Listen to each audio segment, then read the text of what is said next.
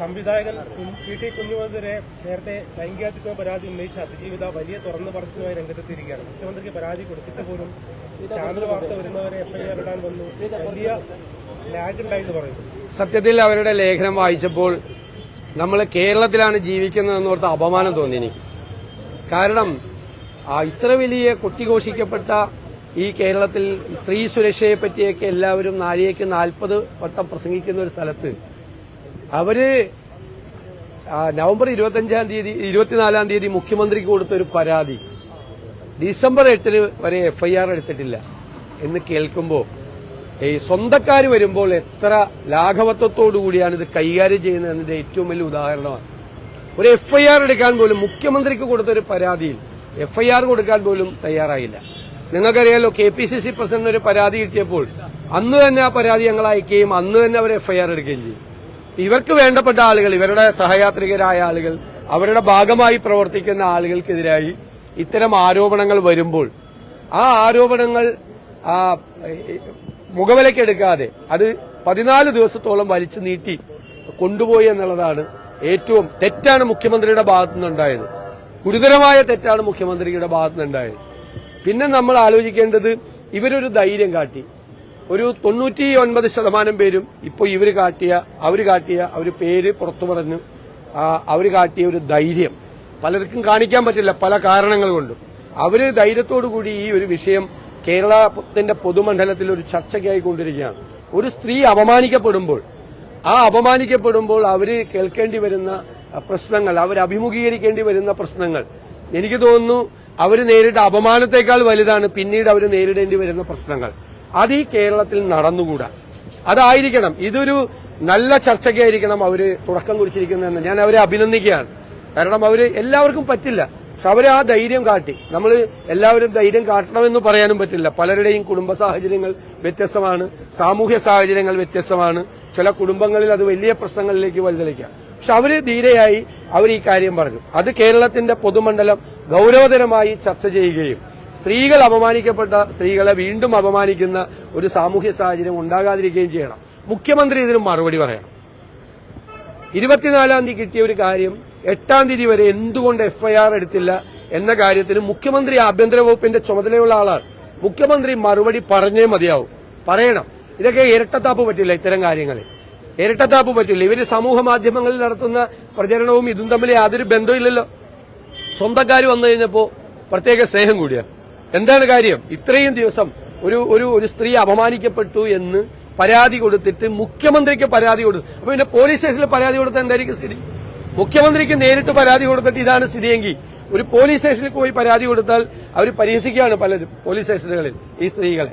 അത് സംഭവിച്ചുകൂടാ കേരളത്തിൽ, അത് ഉറപ്പുവരുത്തണം. രാഹുൽ മാങ്കൂട്ടത്തിനെതിരെ പരാതി കൊടുത്ത അതിജീവിതയോടൊപ്പം തന്നെ ഇതേ രീതിയിൽ സൈബർ ഇടങ്ങളിൽ അല്ല, ഞങ്ങൾ വളരെ വ്യക്തമായി പറഞ്ഞിട്ടുണ്ടല്ലോ, പരാതി കൊടുത്ത സ്ത്രീകളെ അപമാനിക്കുന്നതിനോട് ഒരു തരത്തിലും യോജിക്കാൻ പറ്റൂല, ഒരു തരത്തിലും. അതൊക്കെ വളരെ വ്യക്തമായി നമ്മൾ പറഞ്ഞിട്ടുണ്ട്. നമ്മൾ അവരെ കൂടെയല്ലേ നിന്നത്, നമ്മൾ അവരുടെ കൂടെ ഉറച്ചല്ലേ നിന്നത്. അല്ല, സൈബർ ഇടങ്ങളിൽ ഇപ്പം അതിന്റെ പേരിൽ എന്തുമാത്രം ആക്രമണം ഞാൻ നേരിട്ടു. എനിക്ക് തോന്നുന്ന ഈ ഇരകളായി മാറിയ ആ സ്ത്രീകൾ നേരിട്ടതിനേക്കാൾ കൂടുതൽ സൈബർ ഇടങ്ങളിൽ ആക്ഷേപം നേരിട്ട ഒരാളായി ഈ നിലപാടെടുത്തതിന്റെ പേരിൽ. നിങ്ങൾ കണ്ടിട്ടുള്ളതല്ലേ. ഇപ്പോഴും ആഗോള അയ്യപ്പ സംഗമം, അയ്യപ്പന്റെ പേരിലുള്ള മറ്റൊരു തട്ടിപ്പൂടി പുറത്തു വന്നിരിക്കുകയാണ്. മുഖ്യമന്ത്രിയുടെ പടം വെച്ച് കേരളം മുഴുവൻ ഹോർഡിംഗ്സും ബോർഡുകളും വെച്ച ഒരു കേസിൽ ഹൈക്കോടതിയുടെ നിരീക്ഷണത്തിൽ ഹൈക്കോടതി മര്യാദയ്ക്ക് കണക്ക് തരണം എന്ന് പറഞ്ഞ് ഡയറക്ഷൻ കൊടുത്തൊരു കേസിൽ പോലും കൊള്ളയാണ് നടന്നിരിക്കുന്നത്, കോടികളുടെ കൊള്ളയാണ് നടന്നിരിക്കുന്നത്. പരിപാടിയിൽ പങ്കെടുക്കാത്ത ആളുകളുടെ പേരിൽ എഴുതി. പണ്ട് കൊല്ലത്ത് CPMന്റെ ഒരു കോർപ്പറേഷൻ ഉണ്ടായിരുന്ന സമയത്ത് ഒരു കണക്ക് വന്നപ്പോ ഒരു കുതിരയെ കൊണ്ടുവന്നു പറഞ്ഞു ഒരു ഫെസ്റ്റിവലിന്. അപ്പൊ കുതിരയെ കൊണ്ടുവന്ന വണ്ടി നോക്കിക്കഴിഞ്ഞപ്പോ ഒരു മാരുതി കാറിന്റെ നമ്പറാണ്. മാരുതി കാറിൽ കുതിരയെ കൊണ്ടുവരാൻ പറ്റില്ലല്ലോ. മാരുതി ലോക്കൽ ഫണ്ട് ഓഡിറ്റിങ്ങിന് വന്ന വിഷയമാണ്. മാരുതി കാറിൽ കുതിരയെ കൊണ്ടുവന്നു കൊല്ലത്തൊരു ഫെസ്റ്റിവലില്. കുതിര മാരുതി കാറിൽ കയറില്ലല്ലോ, അപ്പൊ കള്ളക്കണക്ക് എഴുതി വെച്ചേക്കുവാണ്. അതുപോലത്തെ മാരുതി കാറിൽ കുതിരയെ കൊണ്ടുവന്നതിന് സമാനമായ നിരവധി കള്ളക്കണക്കുകളാണ് ഈ പറയുന്ന ഈ ഭജൻ സംഘം അവിടെ പരിപാടി നടത്തിയിട്ടില്ല. അവരുടെ പേരിൽ പൈസ എഴുതി മേടിച്ചിരിക്കുക. പിന്നെ എവിടെയാണ് 4000 പേർക്ക് അവിടെ ഭക്ഷണം കൊടുത്ത്? അവിടെ എത്ര പേരുണ്ടായിരുന്നു എന്ന് മാധ്യമങ്ങൾ കണ്ടതല്ലേ? എത്ര പേരുണ്ടായിരുന്നു അവിടെ? 600 പേരിട്ടാണ് ഇവിടെ ആകെ ഉണ്ടായിരുന്നത്. ഇത്രയും കൊട്ടിഘോഷിപ്പിച്ച സംഭവത്തിൽ അതിന്റെ പേരിൽ പന്തൽ തൊട്ട് മുഴുവൻ കാര്യങ്ങളിലും അഴിമതിയാണ്. കോടതി നിരീക്ഷണത്തിൽ ഇത്രയും കൊള്ള നടത്താമെങ്കിൽ ഇവർ ശബരിമലയിൽ നിന്ന് എന്തെല്ലാം അടിച്ചു മാറ്റി കാണും. വലിയ വിശദമായ അന്വേഷണമാണ് നടക്കേണ്ടത്. മുഖ്യമന്ത്രിയും അതുപോലെ ദേവസ്വം മന്ത്രിയും മുൻകൈയെടുത്ത് നടത്തിയ പരിപാടിയിൽ കൊള്ള നടത്താൻ മടിയില്ലാത്ത ആളുകളാണ് കൂടെയുള്ളത്. ദേവസ്വം ബോർഡിന്റെ മറവിൽ നടത്തിയിരിക്കുന്ന, ദേവസ്വം വകുപ്പിന്റെ മറവിൽ നടത്തിയിരിക്കുന്ന ഈ കൊള്ളയെക്കുറിച്ച് ഹൈക്കോടതി ഗൌരവതരമായി അന്വേഷിച്ച് കുറ്റക്കാർക്കെതിരായി നടപടിയെടുക്കുന്നതാണ്. ഇത്രയും വലിയ വിവാദം വന്നിട്ടും ഈ ആഗോള അയ്യപ്പ സംഗമത്തിന്റെ പേരിൽ ഇത്രയും കോടി രൂപ കൊള്ളയടിച്ചു. അതിനുള്ള ധൈര്യം പോണ പോക്കില് എല്ലാം കാലിയാക്കിക്കൊണ്ട് എല്ലാം കൊള്ളയടിച്ചുകൊണ്ടുള്ള പോകുന്ന പോക്കാണ്. കിട്ടാവുന്നതെല്ലാം അടിച്ചു മാറ്റാനുള്ള പരിപാടിയാണ് ഇത് ചെയ്തുകൊണ്ടിരിക്കുന്നത്. പാഠപുസ്തക വിതരണം ഇന്ന് ആരംഭിക്കുകയാണ്. തുഗ്ലക് പരിഷ്കരണം എന്നാണ് രമേശ് ചെന്നിത്തല പറഞ്ഞിരിക്കുന്നത്. പണ്ട് ഫോട്ടോസ്റ്റാറ്റ് എടുത്ത് കുട്ടികൾ പഠിച്ചിരുന്ന കാലത്തേക്ക് മടങ്ങി പോകണം എന്ന നിലപാട് കോൺഗ്രസിനുണ്ടോ? അതൊന്നുമല്ല. പാഠപുസ്തകങ്ങൾ വിതരണം ചെയ്യട്ടെ. ഒരു പ്രാവശ്യത്തെ ആണ് UDF ഭരണകാലത്ത് പാഠപുസ്തകത്തിന്റെ ഒരു ഡിലേ വന്നത്. അത് അതിന്റെ ഓർഡർ കൊടുക്കുന്നത് സംഭവമായിട്ടുള്ള സാങ്കേതിക പ്രശ്നങ്ങൾ കൊണ്ടാണ്. പിന്നെ അത് ഊതി വീർപ്പിച്ച് UDF ഭരിച്ച 5 കൊല്ലവും ഫോട്ടോസ്റ്റാറ്റ് എടുത്താണ് പഠിച്ചതെന്നൊക്കെ അതൊക്കെ പ്രചരണത്തിന് വേണ്ടി പറയുന്ന കാര്യങ്ങളാണ്. ഒരു പ്രാവശ്യം വൈകി. ഞാനന്ന് UDF MLA ആയിരുന്നപ്പോൾ അതിനെ വിമർശിച്ച ആളാണ്. ഒരു പ്രാവശ്യം വൈകി. സാങ്കേതിക പ്രശ്നങ്ങൾ കൊണ്ടാണ് വൈകിയത്. ഇതിനു മുമ്പ് LDF ഭരിച്ച കാലത്തൊക്കെ വൈകിയിട്ടുണ്ട്. സമയത്ത് പുസ്തകം കൊടുക്കുന്ന നല്ല കാര്യം. പക്ഷേ ഈ പാഠപുസ്തകങ്ങളുടെ കരിക്കുലം ഫ്രെയിം ചെയ്യുന്ന കാര്യത്തിലൊക്കെ ദയനീയമായിട്ടാണ് പരാജയപ്പെട്ടത് ഈ ഗവൺമെന്റ്. ഒരു മാറ്റവും വരുത്തിയിട്ടില്ല. അതിലെല്ലാം ഭയങ്കര പരാജയമാണ്. പുസ്തകം അടിച്ചു കൊടുത്താൽ പോരല്ലോ, കാലത്തിനനുസരിച്ചുള്ള മാറ്റം പാഠപുസ്തകത്തിൽ വരുത്തണ്ടേ.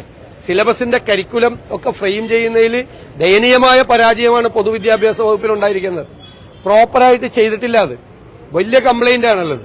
അത് പണ്ട് മുതലേ കൊടുത്തുകൊണ്ടിരിക്കുന്ന പാഠപുസ്തകം പ്രിന്റ് ചെയ്ത് കൊടുക്കുന്നു എന്നുള്ളത് ക്രെഡിറ്റ് ആയിട്ട് എടുക്കണ്ട.